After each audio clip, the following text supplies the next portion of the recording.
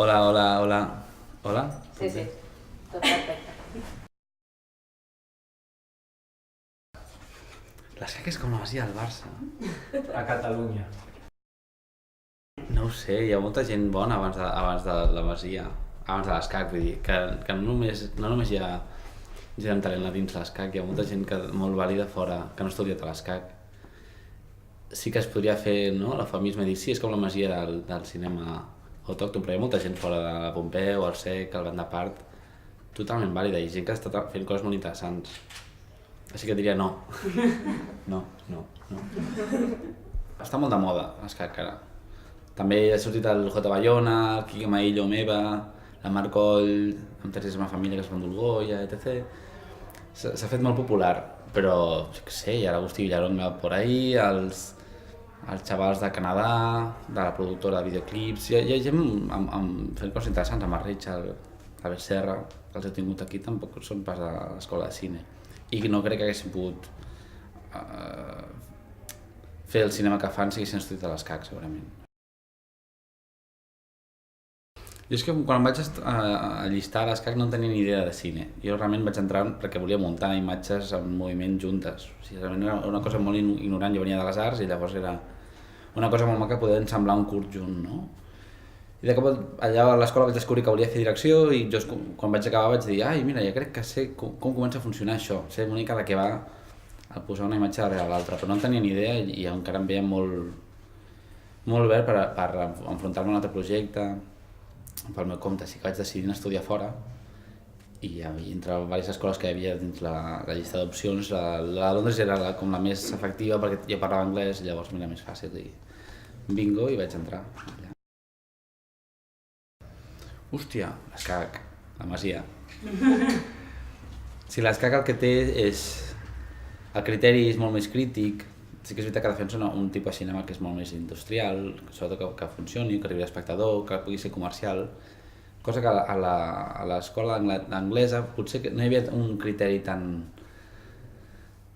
clar de l'hora de conduir o ajudar els directors, o realitzadors o guionistes de l'escola a treure el millor d'ells mateixos, però també per comunicar-ho a un públic, no? A l'escola anglesa no es tenia tant en compte el públic, i això trobo que és una cosa que vaig trobar molt a falta quan estudiava allà. Tot i així, l'escola anglesa potser sí que tenia més mitjans, hi havia beques, coses que aquí a Espanya en general és molt difícil de... és impensable gairebé. Per això ho dic, que tot té els seus pros i contres, però segurament em quedo més amb el regust de l'escac que no l'anglesa.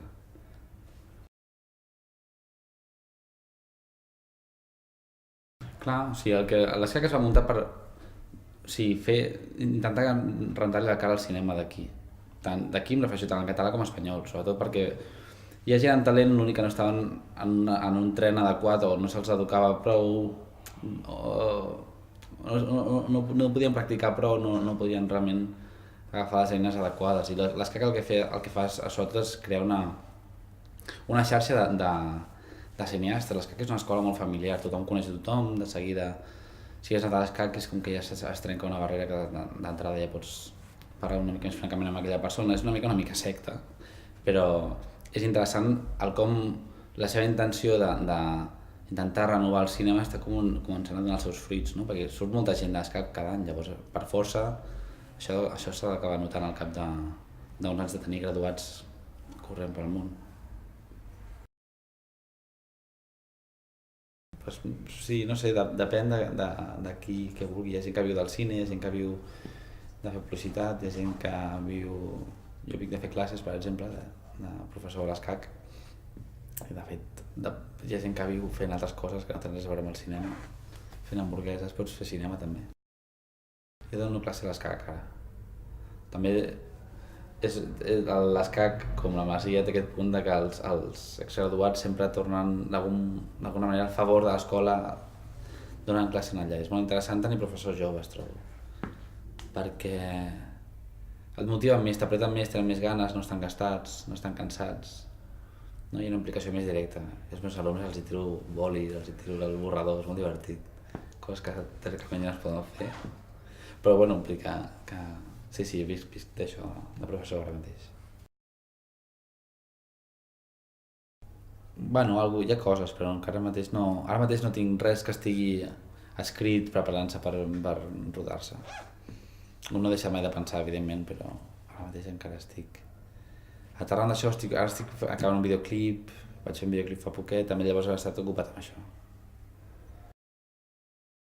A Fangoria, a Alaska.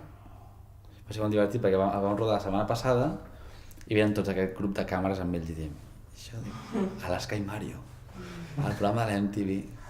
Llavors, nosaltres estàvem filmant el vídeo i ells ens filmaven a nosaltres filmant el vídeo. Era totalment surreal, tio, molt divertit. Llavors, clar, cada cop que des un taco dius, clar, no podies rajar, no podies dir res en plan, hòstia, aquí sou superfea o aquí sou no sé què. Però bueno, sí, estic acabant el muntatge d'aquest vídeo i ja està. I després ja em tornaré a posar una mica amb la part de ficció que tinc de posar-me a escriure també. Està mort, ja no existeix, però va ser un grup divertit.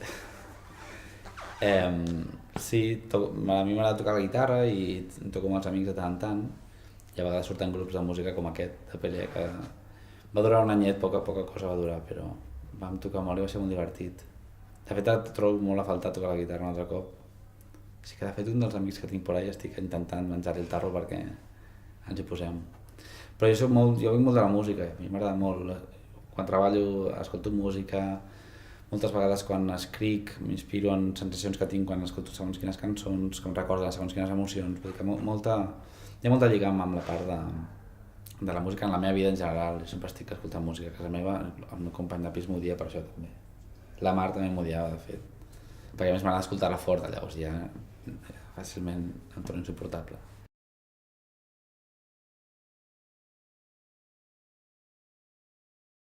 Ah, sí, la cançó que toca amb l'Osito, amb el Dirkhoff, la versió que toca l'Oriol Pla, que és el prota, jo vaig fer la segona guitarra. O sigui, la principal la tocava ell i jo tocava la segona guitarra. I per mi els Bananes són el millor grup de la història. Poder tocar amb part dels components dels Bananes aquella cançó va ser fantàstic.